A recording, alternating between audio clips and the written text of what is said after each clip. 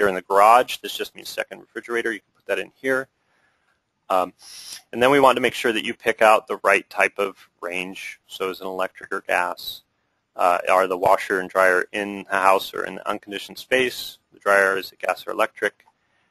For swimming pools and spas, notice that you can pick the heating type, but unfortunately you can't pick whether or not it has a variable speed pump or high efficiency pump, or unfortunately that's just not built into this version of EnergyPro this time. So what we're looking for here is whether or not they have a pool, and kind of what's the heating kind, and same with spa. The last thing I'd want to mention about this HERS tab is that you can also indicate the indoor lighting. However, we don't require that you model all the lighting that's in the house because EnergyPro already has a default setup for lighting. And unless you are replacing lighting with pin-based high-efficiency lighting fixtures, then only then would you model just the lighting that you're replacing. And I know that there's a lot of savings that can be had using, say, replacing with screw-in CFLs or other kinds. Unfortunately, the model just isn't set up to accept those. Also, the utility programs want permanently installed measures, and so any CFL changeouts will not qualify under this rebate program. If you are going to retrofit some lighting, you're going to replace an incandescent with a pin-based high-efficiency lighting. The term they use is high efficacy. You basically can add, you hit the plus here, it'll add a row, and then you indicate how many, the type. Is it starting off as an incandescent, or is it a screw-in CFL that you're replacing? And notice they have that terminology, high efficacy. That just means it's really high efficiency pin-based lighting. You can pick the room that it's in, the part of the house it's in, and whether it's on a dimmer or an on-off switch or a sensor. Notice there's no place to put in wattage. Unfortunately, all of that is hard-coded, and so this is the limit to what you can put in with respect to lighting. And so again, we don't ask that you do an inventory of all the lighting in the house if it's not going to be replaced, but you can put it here if you are planning to replace it with that high-efficacy pin-based lighting. And notice there's an indoor lighting and an outdoor lighting section. If you accidentally added one, you don't want it, just hit cancel, it'll go away.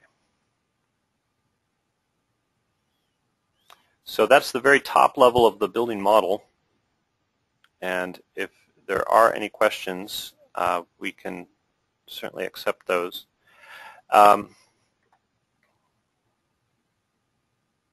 Moving on. Okay. So let's go to the next level down. And just so you can understand, actually before I skip ahead, let me pause on this for a second. I'm going to switch back to my Excel file. So we just looked at the top level of the tree. I'm going to look at my Excel file. And we're still on that Advanced EnergyPro Checklist tab. That's all the things that are here in this top level section. So the city, the name of the account holder, that goes into that project title tab, company designer, that was me putting in the information, and then the information that goes in the HERS tab. So it's whether they're glass range or gas dryer, any lighting that's targeted for replacement, do they have a spa, second freezer, etc. So that information all fits into the top level. Notice there's several tabs over here. We're going to go back. Several tabs on that top level right here that we don't really do anything. And that is because when you are running a residential model in EnergyPro, the calculations do not even look at those tabs. Those tabs are there for commercial, non-residential model simulations, and so even if you went in and changed those numbers, there's not expected to be any, it's not going to be looked at by the model. So, and you'll find that there are several places like that throughout the model. So let's go one level down.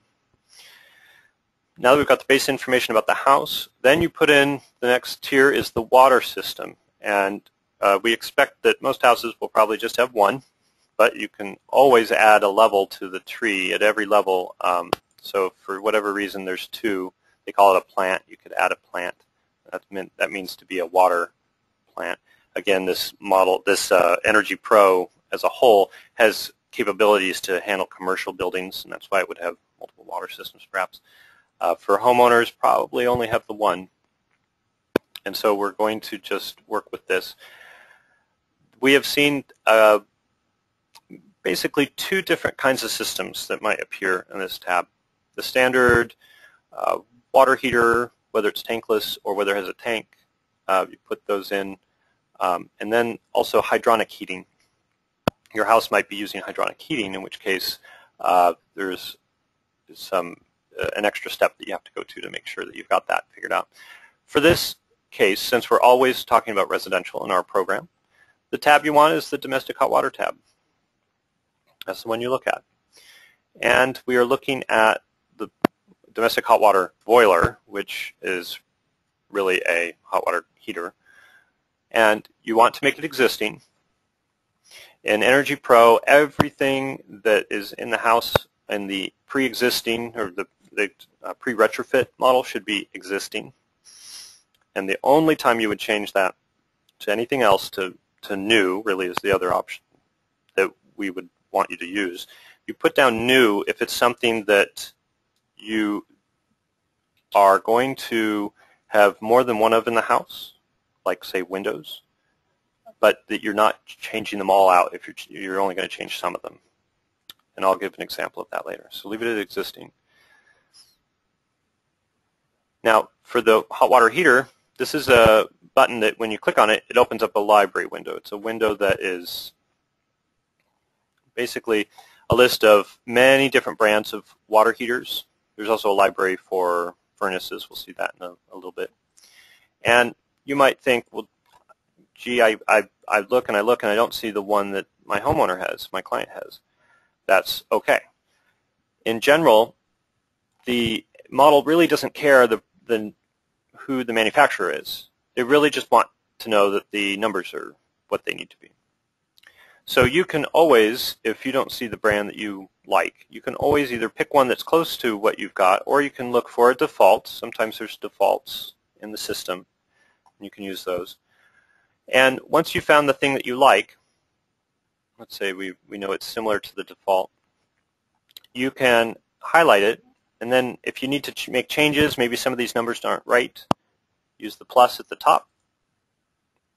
You've now got a copy of the thing you were highlighted a second ago, and it's highlighted now the copy. And you can go in and change it. You can say,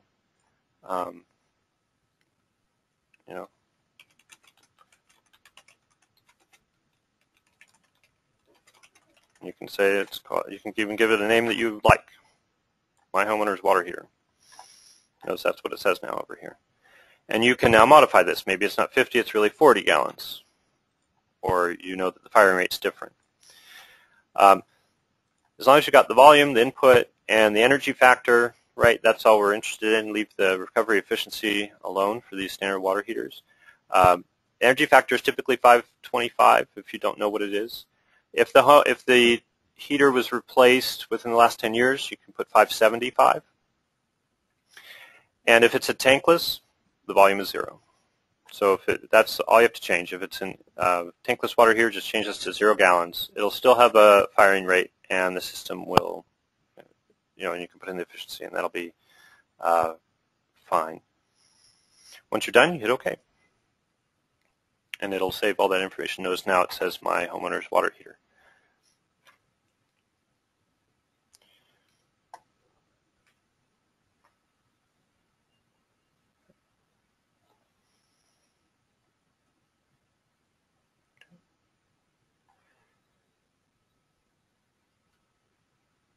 All right. Are there any questions at this time? I see that there's a couple people that have posed a question. Nope, not yet. It's possible we are having trouble with folks not being able to ask a question. I think I see one so far. So far, let me see if I can open up mine. And someone said, actually, we do have a question. Is there somewhere we can look up energy factors for water heaters? That is a good question. If you are aware of what the manufacturer is, if you're able to look for the nameplate, it might be on there, looking for energy factors on the hot water heater itself. Otherwise, you may have to use an internet search to look up that model. If it's just not something you're able to look up, you aren't able to find it, then we ask that you use the default, the 0.525 if it's older than 10 years, or 0.575 if it's newer than 10 years.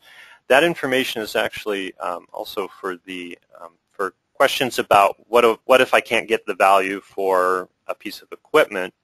We do have, and I'm going to go back to the Excel file in your reporting sheet, the latest version, and we do encourage people to go and download the latest version of this reporting file if you have been using a copy from several weeks ago. If you scroll all the way down, we've added some tables here, and one's called the default values from Title 24. And we explain this, but basically, and they're in words, but essentially if something is unavailable to you, we will allow you to use values off of this table, and this table is organized by the model year of the item, so the year in which the item was put in, or if it came with the house, and that'll just be the year of the house, what year it was built. And this has information about water heaters, so there's the efficiency energy factors that we're using. Also for AC equipment, heaters, etc. We ask that you endeavor to try and get this information either from the plate on the piece of equipment or a web search, but if you're just not able to find it, we will allow you to use a value from this table. But please indicate in your jobs reporting template, this data reporting template we're looking at now, do indicate it in the notes that that's where you got that number from, that it wasn't something that you observed in the field.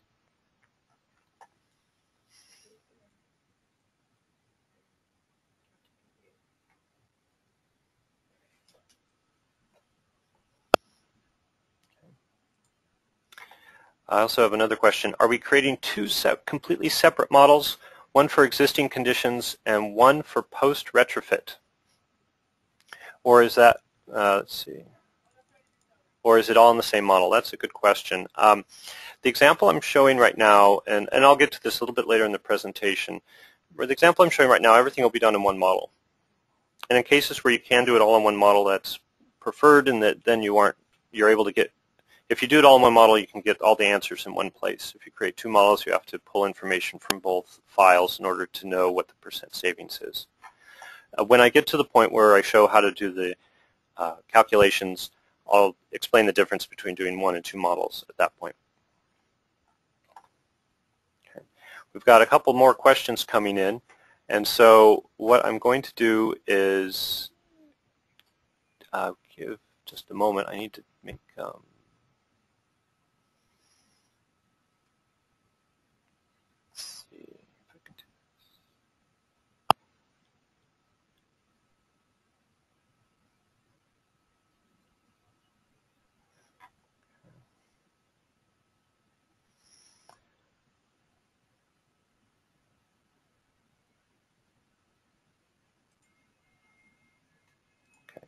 I see that there's other questions coming in. I appreciate you folks asking questions. That's great. We will be saving all of those for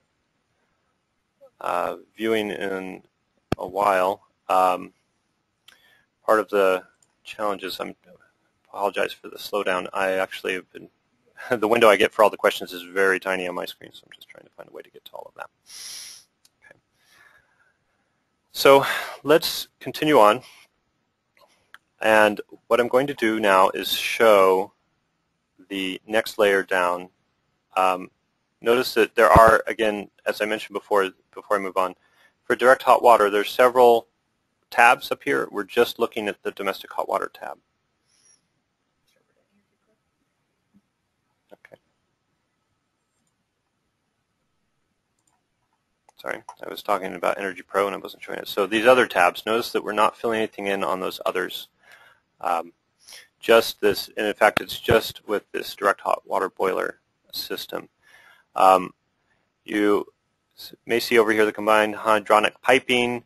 We're not going to look for that at the moment. We're actually going to be putting in information about that over in the heating systems. So I'm going to move on to that.